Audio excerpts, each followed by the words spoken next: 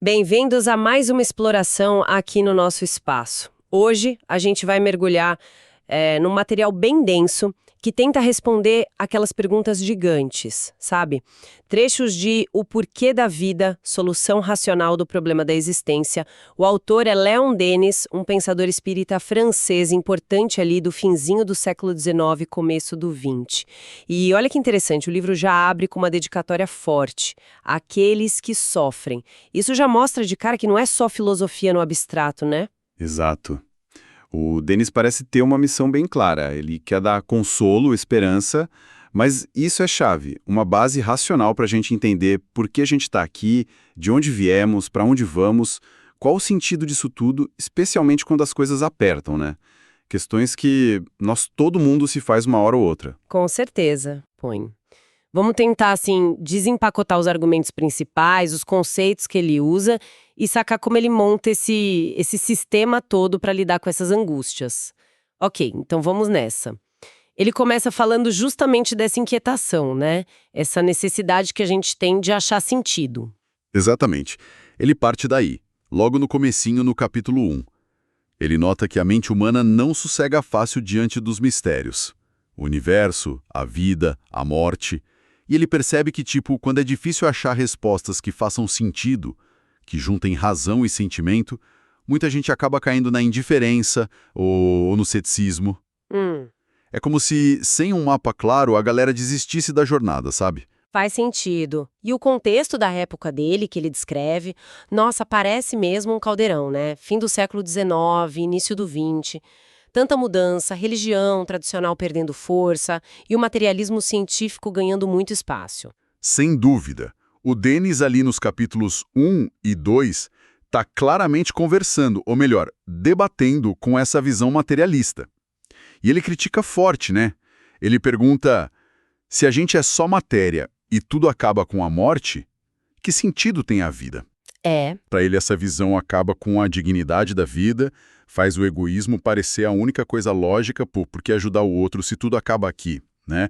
E some com qualquer base para moral ou justiça que vá além do imediato. E o ponto que talvez pegue mais para ele. Como é que a gente explica as diferenças enormes que a gente vê desde que nasce? Dons, talentos, condições de vida, inteligência. O materialismo, na visão dele, deixa tudo isso no ar sem resposta. Isso levanta uma questão importante.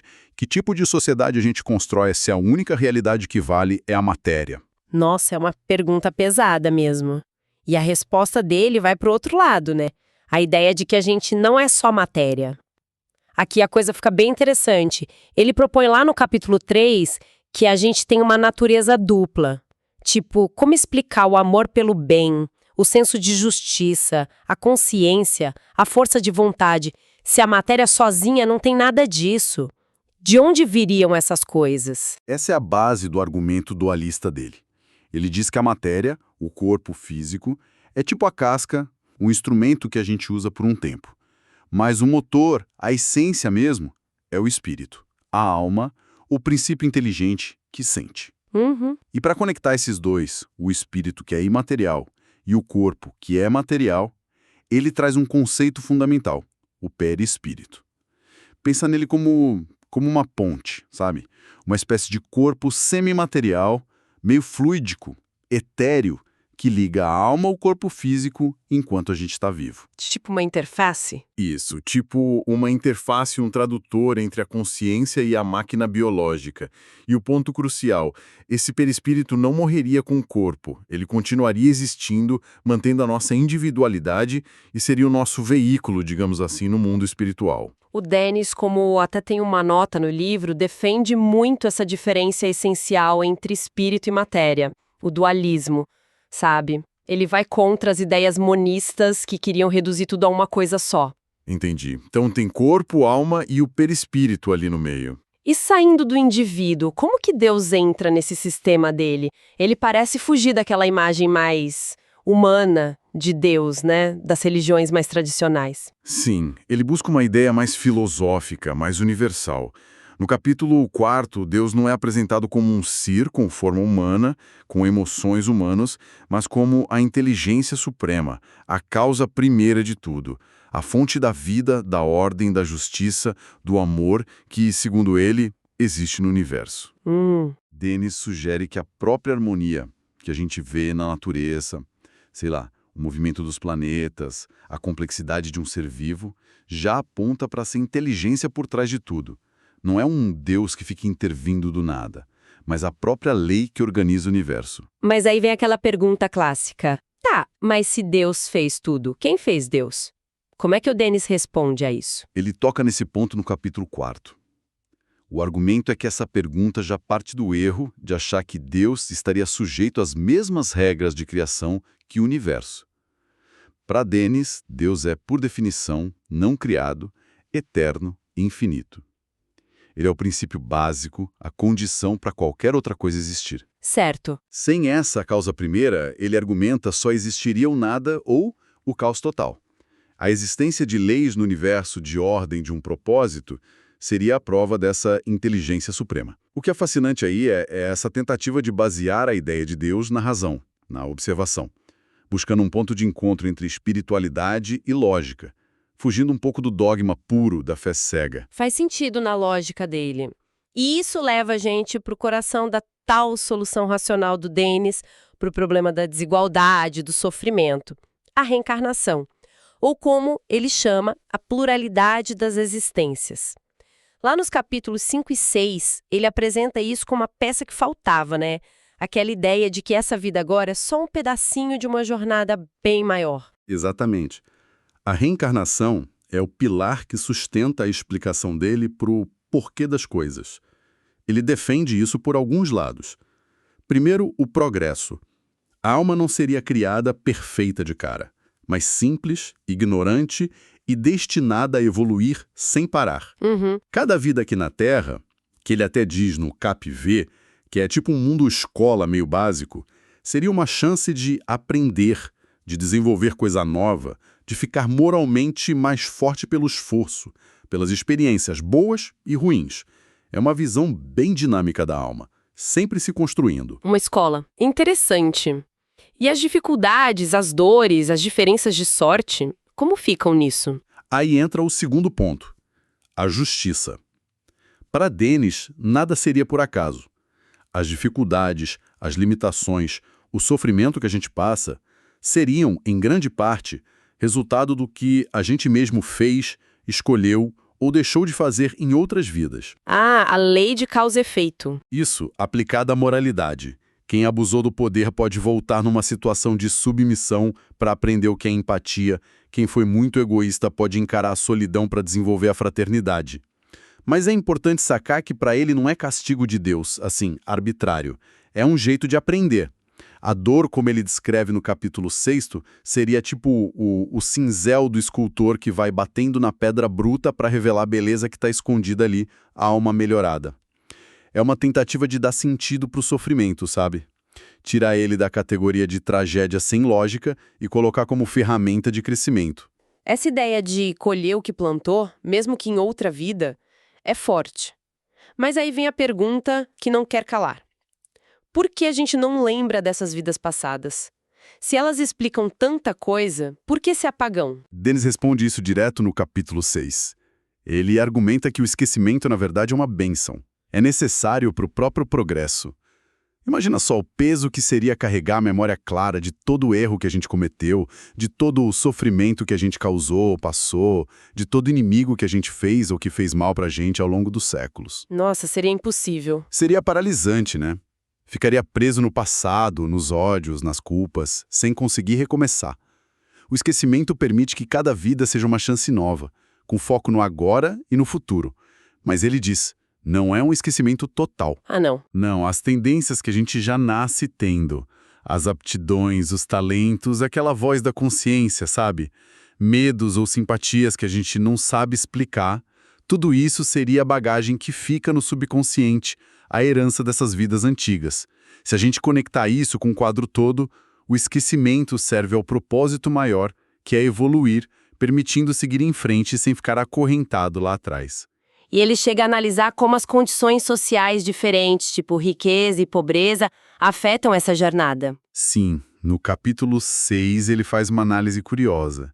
Ele vê perigo tanto na riqueza demais, que pode levar ao egoísmo, à futilidade, a não se importar com os outros, quanto na miséria extrema que pode levar ao desespero, à revolta, à perda de valores.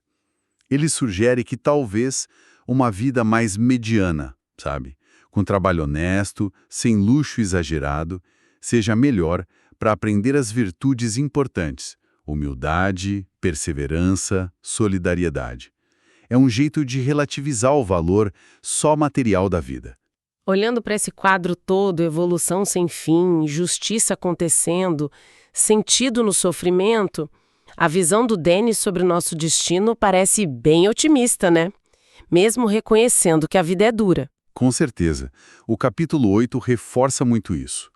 O destino final não é um céu parado ou inferno para sempre, mas um progresso que não acaba nunca. Desenvolver mais e mais a inteligência e, principalmente, as qualidades morais: amor, sabedoria, compaixão. E mais que isso, a chance da gente se tornar co-criador com Deus, sabe? Ajudando ativamente na evolução do universo, ajudando outros seres na jornada deles. A alma, nessa visão, dura mais que os próprios mundos físicos. O propósito da vida, então, muda totalmente. Não é correr atrás de prazer que acaba logo, mas trabalhar em si mesmo, estudar, cumprir os deveres, construir um caráter firme que continua depois da morte. A morte deixa de ser o fim e vira só uma passagem, uma libertação para outras fases. Certo. Entendi a filosofia, a lógica do sistema. Mas o Denis não para aí, né? Ele afirma que essa visão não é só uma construção da cabeça, mas que tem base em fatos, em provas experimentais do espiritismo. É aí que ele entra na área dos fenômenos mediúnicos, lá no capítulo 8º, um ponto que, imagino, deve gerar bastante discussão até hoje. Ah, sim. O capítulo 8 é todo dedicado a apresentar o que ele e muita gente da época viam como prova concreta da sobrevivência da alma e da comunicação entre os dois mundos. Ele descreve fenômenos como mesas que se moviam sozinhas, batidas em paredes, os raps, escrita que aparecia sem ninguém escrever diretamente, psicografia e até materialização de espíritos, aparições visuais. Uau! E a explicação dele para isso? São manifestações de espíritos-almas de quem já morreu, usando fluidos do ambiente e da pessoa que tem essa sensibilidade, o médium, junto com o próprio perispírito deles, para causar efeitos aqui no mundo físico. Ele tenta dar uma base quase científica para isso, né? Citando nomes importantes, exato.